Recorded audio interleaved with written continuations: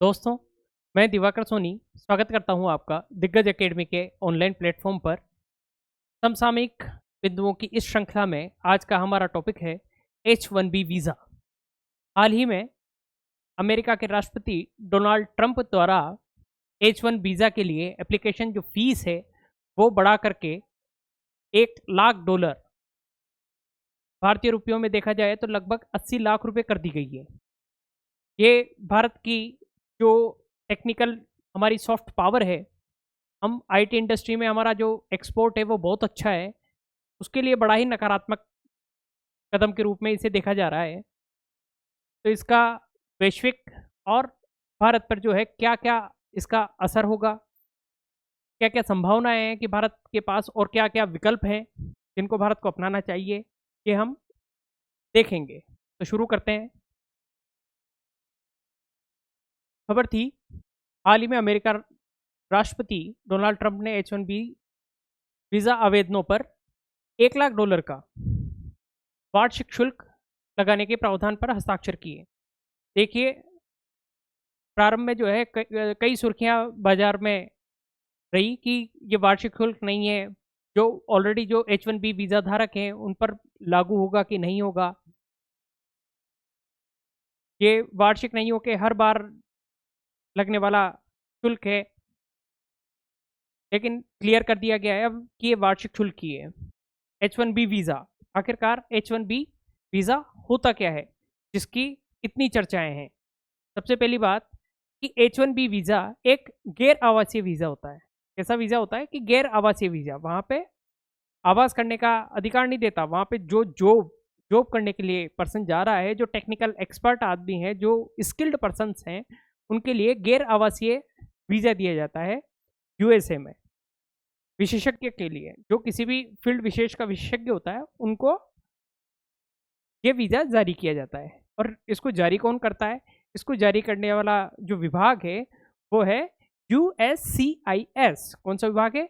USCIS, US citizenship and immigration services. US citizenship and immigration services. सामान्यतया ये 3 साल के लिए जारी किया जाता है, लेकिन इसको 6 साल तक बढ़ाया जा सकता है। इसके लिए स्पॉन्सर कौन होता है?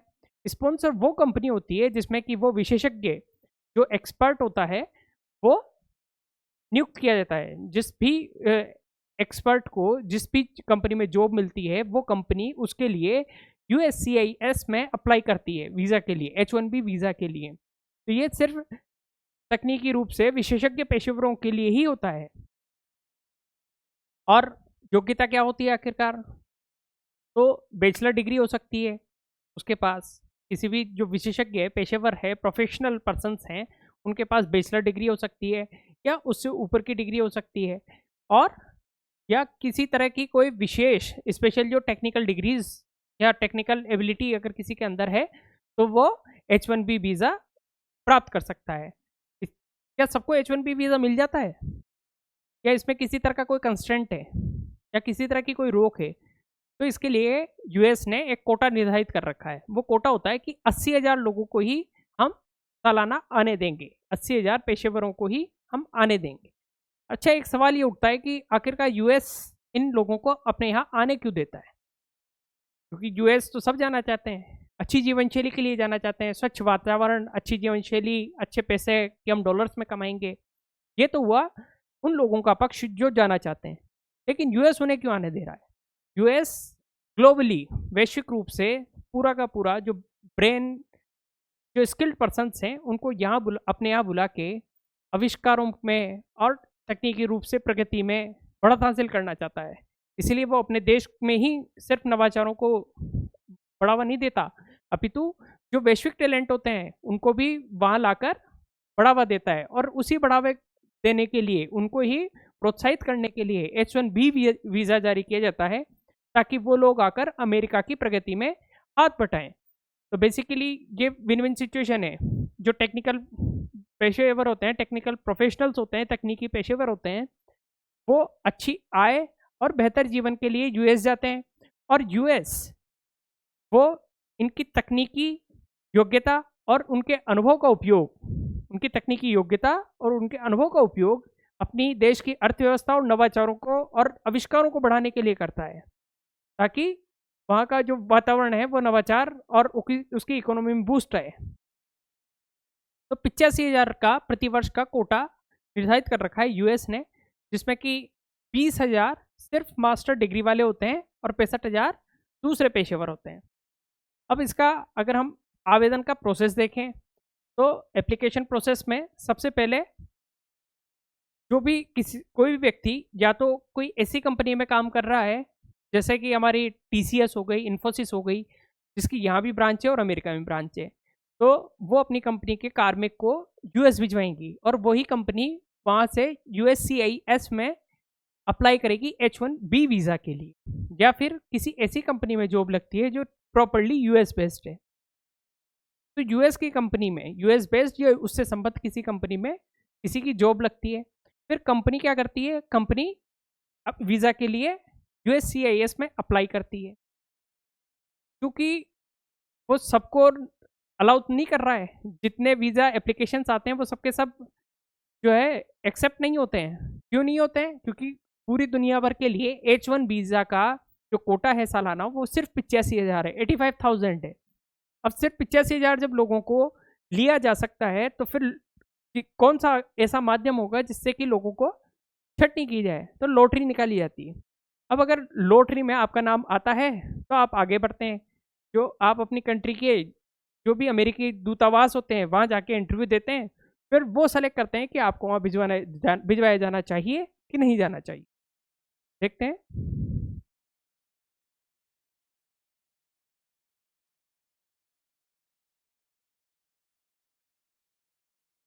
अब ये है कि H1B वीज़ा के आखिरकार फ़ायदे क्या क्या हैं। फ़ायदे में सबसे पहले आप साधारण रूप से भी सोचे तो आप देख सकते हैं कि अच्छी जीवन शैली के लिए और अच्छी आय के लिए लोग वहाँ पे यूएस में सेटल होना चाहते हैं, यूएस में जॉब करना चाहते हैं।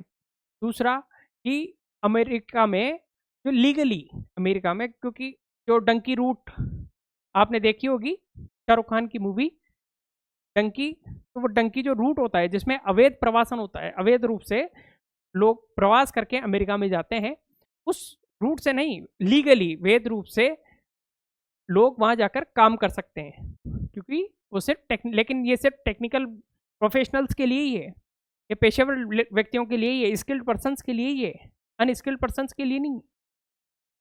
जब व्यक्ति वहाँ काम करने लग जाता है तो उसके पति पत्नी बच्चे, उसकी फैमिली, वो वहाँ अपने जो भी जिस भी पैतृक स्थान से वो आया है उनको भी वहाँ पे ले जा सकता है। उसके लिए H4 वीज़ा जारी होता है। कौन सा वीज़ा जारी होता है? H4 visa. और बाद में जब परमानेंट रेजिडेंसी के लिए जब उसको वहाँ की आबो हवा रास आ जाती है, तो उसके लिए वो परमानेंट रेजिडेंसी के लिए भी आवेदन कर सकता है। परमानेंट रेजिडेंसी को सामान्यतः वहाँ पे ग्रीन कार्ड कहते हैं, जो आई थिंक 10 ईयर्स के लिए एक बार में जारी होता है और फिर रिन्यू होता रहता है। तो अच्छी आय और जीवन शैली के लिए H1B वीज़ा सामान्यतया जो प्रोफेशनल्स होते हैं वो पाना चाहते हैं। अब जो H1B वीज़ा एप्लीकेशन प्रोसेस के 6 लाख रुपए जो पहले फीस थी, उससे 80 लाख रुपए बढ़ाकर फीस कर दी गई है। इसके भारत पर क्या क्या असर हो सकते हैं? एक बार को सोचते हैं कि कोई आदमी टीसीएस, इन्फोसिस, एचसीएल, विप्रो, इन ऐसी कंपनियों में काम कर रहा है। अब ऐसी कंपनियों में काम करते हुए कंपनियां उनको अपने यूएस बेस्ड ऑफिसेज में भी अपॉइंट करती है। यूएस में वहाँ के कार्मिकों को, लोकल कार्मिकों को ज़्यादा वेतन देना होता है, वहाँ पे पेमेंट डॉलर में होता है, हमारे यहाँ पे रुपए में होता है।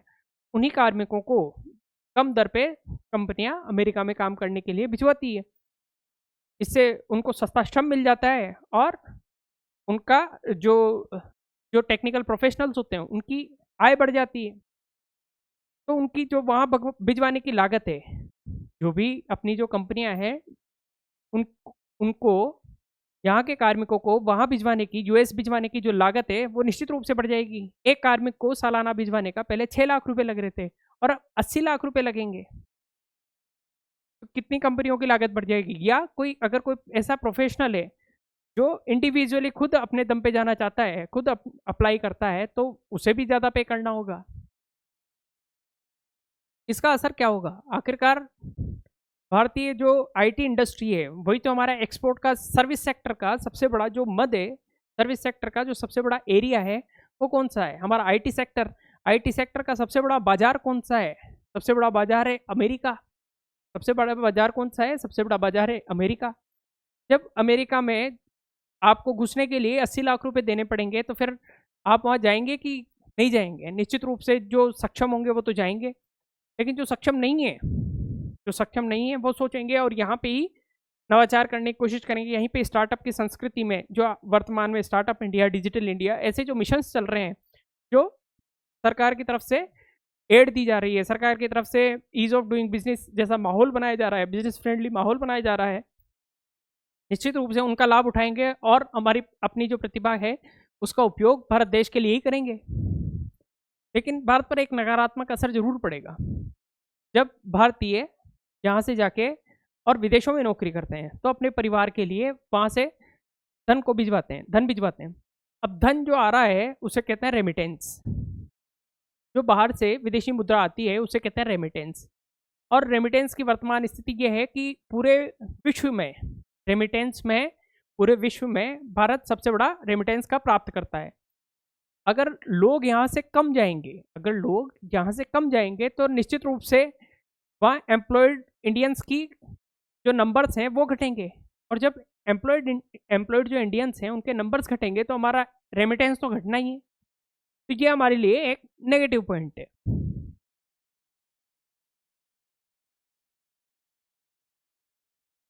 अल्पकालीन अगर हम वर्तमान में इसका शॉर्ट टर्म में इफेक्ट देखें तो जो प्रोफेशनल्स हैं और आईटी सेक्टर्स हैं, आईटी सेक्टर के जो प्रोफेशनल्स हैं उन पे नकारात्मक असर पड़ेगा, क्योंकि उनको अपनी सर्विस देने के लिए यहाँ से एम्प्लॉयज़ न भेज कर वहीं पे लोकली हायर करने होंगे। और दीर्घकालीन अगर हम इसका प्रभाव देखें तो जो भारत का ब्रेन ड्रेन हो रहा था, जो भारत का ब्रेन ड्रेन हो रहा था, जो भारत की प्रतिभा का पलायन हो रहा था, कहीं ना कहीं उस प्रतिभा पलायन पर लगाम लगेगी। और वो जो भारत की प्रतिभा है वो यहीं भारत में सर्विस देके और भारत के ही इनोवेशन को, भारत की जीडीपी को, भारत की इकोनॉमी को बूस्ट करने के काम करेगी। अब ऐसे परिस्थितियों में भारत को आखिरकार क्या करना चाहिए? भारत के पास क्या क्या विकल्प है कि इस परिस्थिति से जो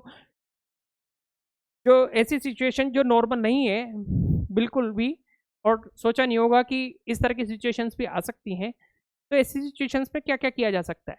सबसे पहली बात, अगर हमारा कस्टमर, अगर हमारा बाजार कहीं हर्डल्स पैदा हो रही है अगर किसी बाजार में, तो निश्चित रूप से हमें दूसरा बाजार देखना चाहिए। मतलब यूरोप है, जापान है, अफ्रीका है, ऑस्ट्रेलिया है, हम क्यों नहीं अपने टेक्निकल पेशेवरों को ऐसे देशों के साथ अपने द्विपक्षीय संबंधों का, अपनी विदेश नीति का यूज़ करते हुए इनको वहाँ भिजवाएं। हमारी भारत की सॉफ्ट पावर यही तो है आईटी इंडस्ट्री, हम इसीलिए तो जाने जाते हैं। तो क्यों नहीं हम दूसरे बाज़ारों पे जो है रिसर्च करें, हम दूसरे बाज़ारों को खोजें और इन्वेस्ट करें वहाँ पर, अपने संबंधों को इस हद तक बढ़ाएं कि और अपने प्रोडक्ट्स को वहाँ पे भिजवाएं। दूसरा क्या हो सकता है, अगर अगर बाहर से प्रतिभा वापस स्वदेश आती है, भारत में आती है, तो कहीं ना कहीं भारत को तैयार रहना चाहिए ऐसी सिचुएशन को का सामना करने के लिए। ऐसे प्रोजेक्ट्स जो कि ईज ऑफ डूइंग बिजनेस बढ़ाते हैं, जो स्टार्टअप की संस्कृति को बढ़ावा देते हैं, जैसे कि startup India, make in India, digital India, ऐसे प्रोजेक्ट्स, इनका बड़े पैमाने पे प्रचार प्रसार भी होना चाहिए। और जो प्रतिभाशाली संपन्न लोग हैं, जो तकनीकी रूप से पेशेवर लोग हैं, उनको पूरी तरह से सरकार द्वारा सपोर्ट किया जाना चाहिए। उनको जगह, इलेक्ट्रिसिटी, उनको क्रेडिट, उनके लिए लोन, उनके लिए एक्सपर्टीज़, उनके लिए संरक्षक का कार्य करना चाहिए, गार्जियन का कार्य करना चाहिए, जिससे कि हमारी न सिर्फ हमारी नवाचार की संस्कृति को बढ़ावा मिलेगा, अपितु हमारी इकोनॉमी को भी बूस्ट मिलेगा। तो ये हमारे लिए एक once in a lifetime जो है अवसर के रूप में देखा जाना चाहिए, और इस अवसर को हमें बनाने के लिए हर संभव प्रयास करने चाहिए। एक टर्म है टेक टैलेंट मोबिलिटी एग्रीमेंट। जब हम हमारी मेंस की कॉपी में इस तरह के टर्म्स लिखेंगे तो निश्चित रूप से जो भी एग्जामिनर है उसको पढ़ना ही पड़ेगा और नंबर देने ही पड़ेंगे। टेक टैलेंट मोबिलिटी एग्रीमेंट, ऐसे देश जो कि स्किल्ड वर्कर्स को आसानी से वीज़ा देते हैं, उनके साथ हमें टेक टैलेंट मोबिलिटी एग्रीमेंट करना चाहिए। टेक टैलेंट मोबिलिटी एग्रीमेंट क्या होता है? टेक्नोलॉजी का जो टैलेंट है उसकी मोबिलिटी मतलब आना जाना, टेक टैलेंट मोबिलिटी एग्रीमेंट करना चाहिए, ताकि जो टेक्नोलॉजी का जो टैलेंट है, टेक्नोलॉजी में जो स्किल्ड वर्कर्स हैं, उनको आसानी से वहाँ वीज़ा मिल सके और हम नए नए बाज़ारों को एक्सप्लोर करके उनका लाभ उठा सकें। तो निश्चित रूप से अगर किसी की भी कोई भाव खा रहा है, अमेरिका भाव खा रहा है, तो क्या करना पड़ेगा हमें? दूसरे को भाव देना पड़ेगा, जैसे कि वर्तमान में मोदी जी कर रहे हैं। अगर मोदी जी क्या कर रहे हैं कि यूएसए हमसे कह रहा है कि जो है आप रशिया से तेल मत खरीदिए, लेकिन रशिया से तेल खरीदने पर रोक लगाने की जगह हमारी भारतीय विदेश नीति चाइना और रशिया के करीब जा रही है, ताकि यूएस को अपनी गलती का एहसास हो। उसी तरह से दूसरे बाज़ारों को हम एक्सप्लोर करेंगे, टेक टैलेंट मोबिलिटी एग्रीमेंट करेंगे, जो कि स्किल्ड पर्सन्स को आसानी से वीज़ा देते हैं, उनको उन देशों के साथ हम बायलैटरल एग्रीमेंट करेंगे। और भारतीय जो टेक कंपनियां हैं, ताकि अपनी आसानी से वहाँ पे अपनी ब्रांचेज स्थापित कर सकें और अपने व्यापार को बढ़ा सकें। या एक पहलू इसका ये भी है कि भारतीय जो आईटी कंपनियां हैं, वो बीच का रास्ता निकाल सकती है इससे बचने के लिए कि वहाँ पे लोकल टैलेंट को हायर कर लें। निश्चित रूप से लोकल टैलेंट को हायर करना उनके लिए महंगा होगा, और उसी के लिए तो वो अपने देश से जो है दूसरे देश टैलेंट को भिजवाते हैं। यही तो कारण है। अगर भारत में स्टार्टअप और इनोवेशन पे जोर दिया जाएगा, तो जो वहाँ से टैलेंट आ रहा है वो निश्चित रूप से हमारे देश के विकास में सहयोगी होगा। एक भारत की विदेश नीति के स्तर पे हमें कूटनीतिक प्रयास अवश्य करने चाहिए। कूटनीतिक प्रयास ही किसी न किसी कोई नया मार्ग खोजते हैं, कोई नया रास्ता निकालते हैं कि जो H1B वीज़ा की जो फीस हाइक जैसे की गई है, उसके आवेदन जो फीस है, एप्लीकेशन फ़ी है, आवेदन शुल्क है, उसमें जो वृद्धि की गई है, तो भारत को कोई छूट मिल जाए उसमें, ताकि हमारी इंडस्ट्री इतनी प्रभावित नहीं हो। इसके लिए अपना कंसर्न भारत को उचित माध्यम से और पुरजोर तरीके से, सख्ती से अमेरिका के सामने अपना पक्ष रखना चाहिए। इस तरह के कूटनीतिक प्रयास अवश्य किए जाने चाहिए। तो आई होप आपके सामने क्लियर हो गया होगा कि H1B वीज़ा क्या होता है, टेक्निकल प्रोफेशनल्स को दिया जाता है। इसमें स्पॉन्सर कौन सी कंपनी होती है, भारत पे इसके क्या क्या असर पड़ने वाले हैं, अल्पकालिक असर क्या पड़ने वाले हैं, दीर्घकालिक असर क्या पड़ने वाले हैं, टेक टैलेंट मोबिलिटी एग्रीमेंट क्या होता है, ऐसी टर्म्स को आप ध्यान रखिए। टेक टैलेंट मोबिलिटी एग्रीमेंट अगर मल्टीपल क्वेश्चन में पूछा जाता है, टेक टैलेंट मोबिलिटी एग्रीमेंट निम्न में से किससे संबंधित है? तो तकनीकी रूप से पेशेवर कार्मिकों के लिए से संबंधित है ये टेक टैलेंट मोबिलिटी एग्रीमेंट। ऐसी टर्म्स को आप विशेष तौर से अपने नोट्स में लिख लिया कीजिए, ताकि जब भी आप रिवाइज करें तो ऐसी टर्म्स आपको याद रहे। और भारत के सामने क्या क्या विकल्प हैं, ऐसे ही और समसामयिक मुद्दों के लिए जुड़े रहिए दिग्गज एकेडमी के ऑनलाइन प्लेटफॉर्म से। धन्यवाद।